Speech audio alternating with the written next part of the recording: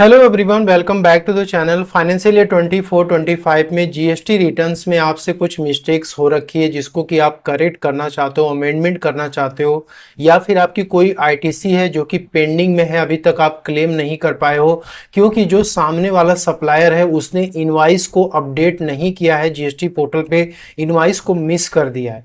तो इन सभी मिस्टेक्स को आप कब तक करेक्ट कर सकते हो, इसकी लास्ट डेट क्या होने वाली है। जो अक्टूबर मंथ के जीएसटी रिटर्न्स आप फाइल करने वाले हो, या फिर जो एनुअल रिटर्न्स है जीएसटीआर 9 और 9C की जो कि 31 दिसंबर 2025 है, विच एवर इज अर्लियर, मतलब अक्टूबर मंथ की जो जीएसटी रिटर्न्स की जो ड्यू डेट है मंथली फाइलर्स के लिए वो 28 नवंबर 2025 है। तो 28 नवंबर और 31 दिसंबर में दोनों में से पहले कौन सा हुआ? 28 नवंबर 2025 हुआ। तो मंथली फाइलर्स 28 नवंबर 2025 तक जीएसटी से रिलेटेड जो भी मिस्टेक्स हो रखी है उसका करेक्शन, अमेंडमेंट्स या आईटीसी से रिलेटेड कोई भी इश्यूज है तो उसको आप सॉल्व कर सकते हो।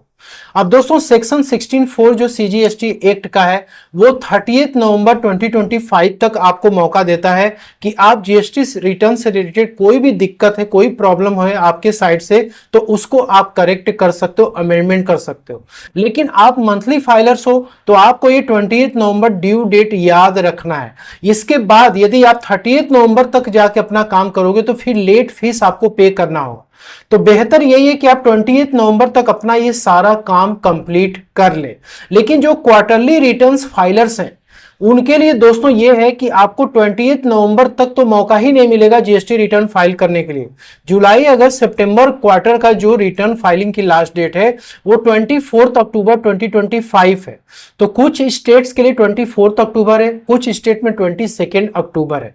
तो जो ड्यू डेट आपके ऊपर एप्लीकेबल है उसके अकॉर्डिंग आपको अक्टूबर मंथ में ही अपना ये सारा जो भी मिस्टेक्स है उसका करेक्शन और अमेंडमेंट्स आपको कर लेनी है, क्योंकि इसके बाद आपको फिर जनवरी में मौका मिलेगा। अब सिंस की जनवरी में जब आप रिटर्न फाइल करने जाओगे तो उस केस में ये ड्यू डेट निकल चुकी होगी, आप कोई भी करेक्शंस नहीं कर सकते हो। तो ऐसे 5 टाइप्स के मिस्टेक्स जो कि जीएसटी रिटर्न्स में फाइनेंशियल ईयर 24-25 में किसी भी महीने में आपसे हो रखी है तो उसका आप करेक्शन या अमेंडमेंट्स कर सकते हैं। पहली मिस्टेक्स है सेल्स इनवाइस एरर। अब देखिए, नॉर्मली जीएसटीआर 1 फाइल करते समय हो सकता है कि आपने किसी पार्टी का गलत जीएसटी नंबर डाल रखा है, इनवाइस नंबर आपने गलत डाल रखा है, या फिर कोई भी सेल इनवाइस को आपने मिस कर दिया है, आपने जीएसटी रिटर्न में उसको लिया ही नहीं है। अब दोस्तों यहाँ पे क्या होता है कि सप्लायर के पॉइंट ऑफ व्यू से देखा जाए, यदि किसी सप्लायर ने आपको माल बेचा है और वो सेल इनवाइस को जीएसटीआर 1 में अपडेट नहीं किया है तो उसकी आईटीसी आपको नहीं मिलेगी। इसलिए आपको सप्लायर से फॉलोअप करना है कि जो भी सेल इनवाइस मिस कर दिया गया है तो आपको फॉलोअप करके 28 नवंबर के पहले ही ये सारा काम अपना कंप्लीट करा लेना है। इसके अलावा ये कि जो आउटवर्ड सप्लाई आपने रिपोर्ट की हुई है जीएसटी रिटर्न में उसका इनकरेक्ट वैल्यू आपने डिक्लेयर किया हुआ है।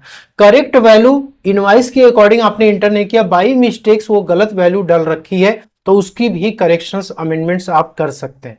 इसके बाद रॉन्ग टैक्स पेमेंट। अब देखिए ऊपर में क्या हो रहा है कि जो भी सेल इनवाइस आपने मिस कर दी या फिर आउटवर्ड सप्लाई की इनकरेक्ट वैल्यू आपने डाल रखी है उसके वजह से दोस्तों जो टैक्स पेमेंट होता है ना वो इंपैक्ट करता है। तो हो सकता है कि आपने इनकरेक्ट रिपोर्टिंग की हुई टैक्सेस का उसका पेमेंट भी आपने गलत कर रखा है, आपको ज्यादा करना था लेकिन आपने शॉर्ट पेमेंट कर रखा है, तो उस केस में आप इस मिस्टेक्स को करेक्ट कर सकते हो। इसके बाद एक क्रेडिट नोट या डेबिट नोट या एडवांस इनवाइस के केस में कोई भी आईटीसी आपने ले रखी है जिसको कि आपको रिवर्सल करना था लेकिन आप अभी तक नहीं कर पाए हो तो आप रिवर्स कर सकते हो। थर्ड, यहाँ पे B2B और B2C मिस क्लासिफिकेशन।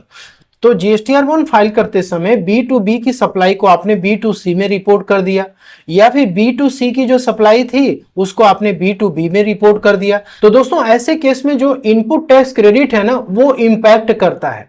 अब B2B को आपने B2C में डाल दिया तो सामने वाली जो पार्टी है ना उसको आईटीसी नहीं मिल पाएगा। अब दोस्तों B2C की जो सप्लाई थी उसको आपने B2B में डाल दिया तो यहां पे input tax credit wrongly claim हो जाएगा उस पर्सन के द्वारा। तो इसको भी आप करेक्शन कर सकते हैं। क्रेडिट नोट या डेबिट नोट की बात करें तो आपने किसी भी पर्टिकुलर मंथ में डेबिट नोट या क्रेडिट नोट इशू कर रखा था, लेकिन अभी तक आप उसको अपडेट नहीं कर पाए हो, तो आप उसकी भी एंट्री अपडेट कर सकते हैं। और पर्टिकुलरली जो भी इनवाइसेस है जिससे कि डेबिट या क्रेडिट नोट लिंक करता है, उसका आपने लिंकिंग सही ढंग से नहीं किया हुआ, गलत इनवाइस नंबर आपने डाल रखा है पोर्टल पे, तो उसका भी करेक्शन आप कर सकते हो। इसके बाद ITC claim error, mistaken claim, omission of input tax credit. अब देखिए, इनपुट टैक्स क्रेडिट आपको क्लेम करना था लेकिन आप क्लेम नहीं कर पाए हो, तो आप इसको कर सकते हो। या फिर आपने गलत आईटीसी क्लेम कर रखी है तो उसको भी आपको क्या करना होगा, रिवर्स करना होगा। यदि आपने आईटीसी नहीं लिया है क्योंकि आपका सप्लायर के साथ कुछ रिकॉन्सिलेशन में गड़बड़ी चल रही है, तो उसको आप सॉर्ट आउट करके आईटीसी को भी आप क्लेम कर सकते हैं। इसके लिए इंपॉर्टेंट है कि आप जीएसटीआर 2B और बुक्स की रिकॉन्सिलेशन जरूर करें, जिससे कि यदि आईटीसी आपको क्लेम करना है तो आप एक्स्ट्रा क्लेम कर पाए, या फिर रिवर्सल करना है तो आप उसको सही समय पे रिवर्स कर पाए। और ये सारा करेक्शन आपको ड्यू डेट तक करना है। मंथली फाइलर्स के लिए 28 नवंबर, और जो क्वार्टरली रिटर्न्स फाइलर्स उनको 24 अक्टूबर के जीएसटी रिटर्न्स में ये सारा काम कंप्लीट करना है।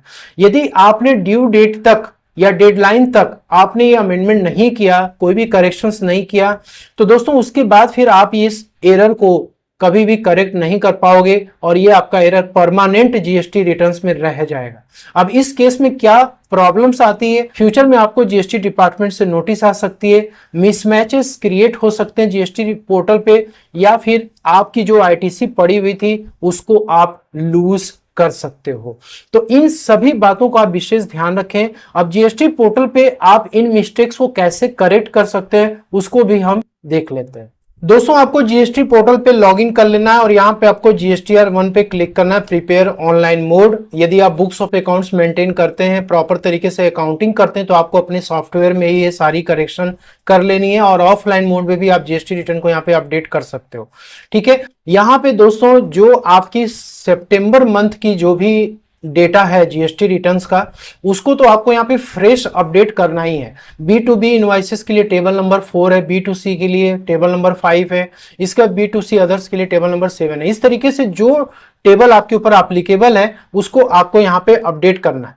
लेकिन यदि आपने 24-25 में कोई भी इनवॉइसेस को आपने अपडेट ही नहीं किया है दोस्तों, उसको आप भूल चुके, छोड़ दिए हो, तो उस केस में आप यहाँ पे debit note, credit note, invoices को आप अपडेट कर सकते हो। अब यहाँ पे क्या है कि आपने डेटा तो एंटर कर दिया है 24-25 में किसी भी मंथ में, लेकिन उसमें कुछ प्रॉब्लम हो रखी है, तो आपको अमेंड रिकॉर्ड डिटेल्स पे जाना है।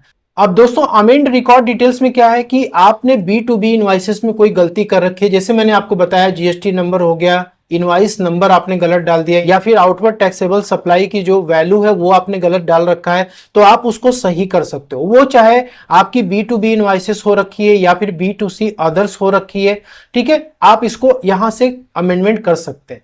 लार्ज इनवाइसेस का भी अमेंडमेंट यहाँ पे 9A में कर सकते हो, या फिर एक्सपोर्ट इनवाइसेस से रिलेटेड कोई भी डेटा है जो कि आपने भूल गए हो, आप उसको गलत इंटर कर दिए, तो उसको भी आप अमेंड कर सकते हो। Hope you like this video में दी गई जानकारी आपको पसंद है, अच्छी लगे तो लाइक शेयर जरूर करिए। मिलते हैं नेक्स्ट वीडियो में। Thank you so much for watching this.